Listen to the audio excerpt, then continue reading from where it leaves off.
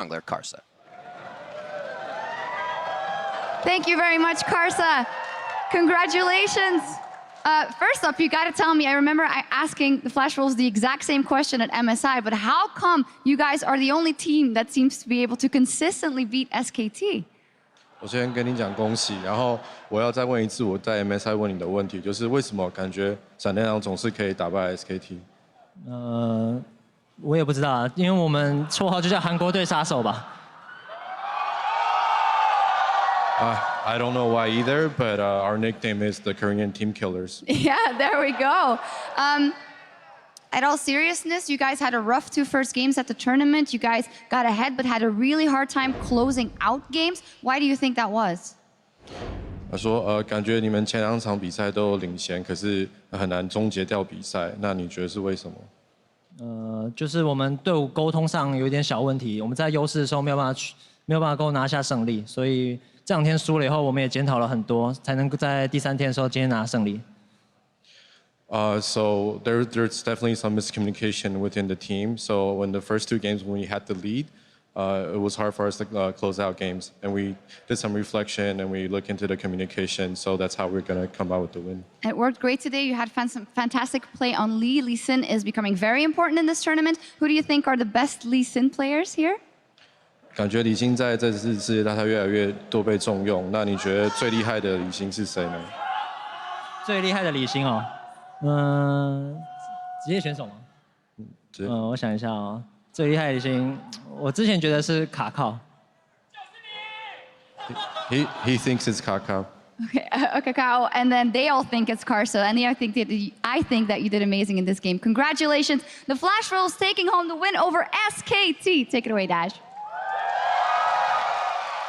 Thank you very much, Shocks. SKT's Kryptonite strikes again, and now every single team in this tournament has dropped a game in week 1. What's happening, guys? In the first little mini round robin, it's insane.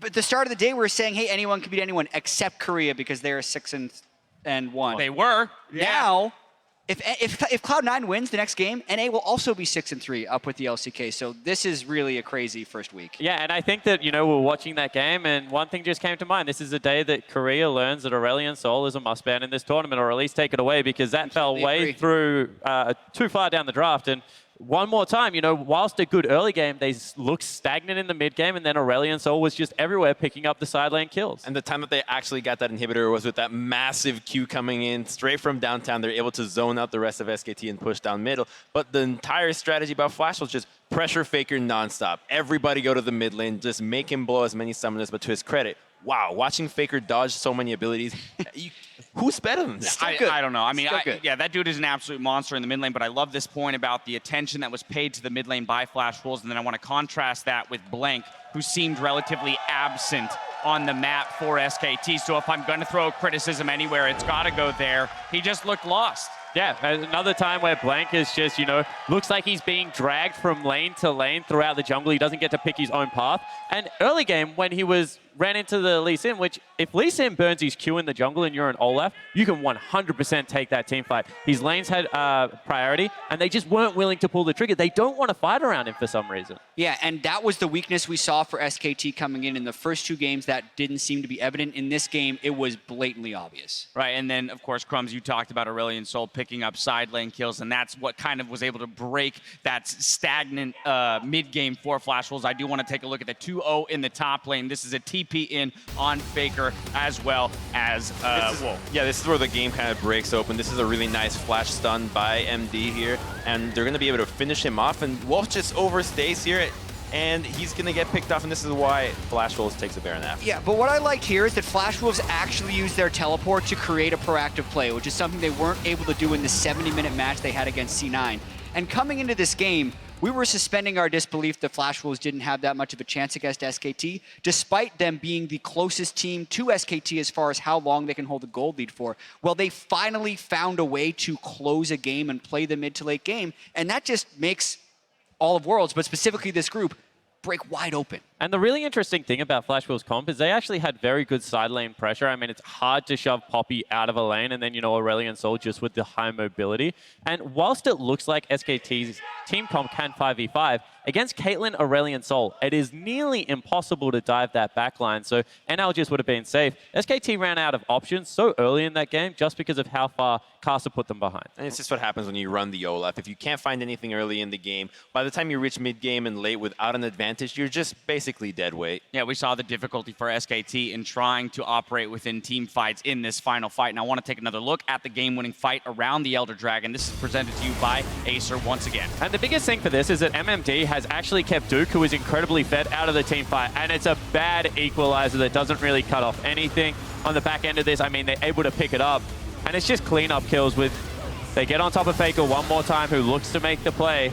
But SKT looked all out of sorts. Yeah, I think they're out of sorts here because they had the Karma and the Sivir. If they didn't want to fight here, they didn't have to fight there. They could have still fallen back, maybe given up a second inhibitor, but make Flash Wolves earn it. Don't walk into them once they have Elder Dragon. Exactly. This is so uncharacteristic from SKT, a team that we know can stall out games like no other, that can wait for that final team fight and make the other team just work for that victory. Here, they just seemed like they were completely lost over the map, getting caught over and over. We saw Duke in the bottom lane. In the replay that we saw earlier, it was Faker and Wolf getting caught out, and that's just not what we expect out of this team. Yeah, Flash Wolves now 3-0 against SKT, 5-0 against Korean teams as a career stat for them. So it was mentioned on stage, they are the Korean killers, or so it seems for now. Is there any learnings, though, from this game in terms of what, say, C9 or IMA can do in dismantling SKT further down the line?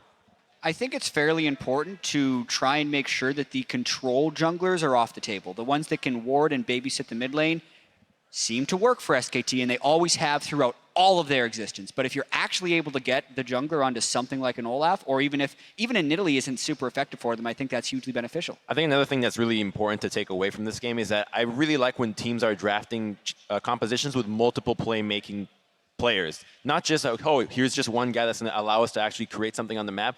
On the side of Flash Wolves, you have the Alistar, you have Aurelion Sol, you have Lee Sin, you have Poppy. Everybody can make something happen, whereas on SKT, who can really come up and say, hey, this is how we're going to pick a fight? And it just makes the game so much more reactive when you go with a composition like that. And, you know, we saw it a little bit at MSI, but I think that that's still true. You just can't win a lane versus Faker 1v1. So why try? Bring 3 people into the lane, you know, get the Alistar in there, get the Lee Sin in there. He's still a man. I mean, he's fantastic at the game, but you can beat him if you bring enough people. Very much so. All right, player of the game is going to go to Karsa here. This one was a tight one, but ultimately that 4-0-1 start for him on the Lee Sin, helping to get things rolling early, and that's the major reason why he picks up this player of the game.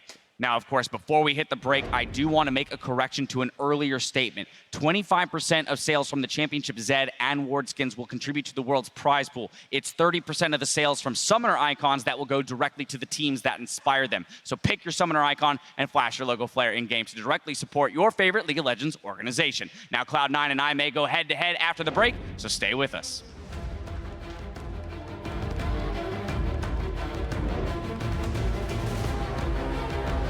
Seeing that SKT is playing very clean, but Flash Wolves looking to make a statement here. A little back and forth here as Karsa's on the backside of Faker. Voice of light from Maple. There is no ult from Karsa, so Faker flashes over the wall. They're going to be able to connect. 可以吗？可以吗？可以吗？还到吗？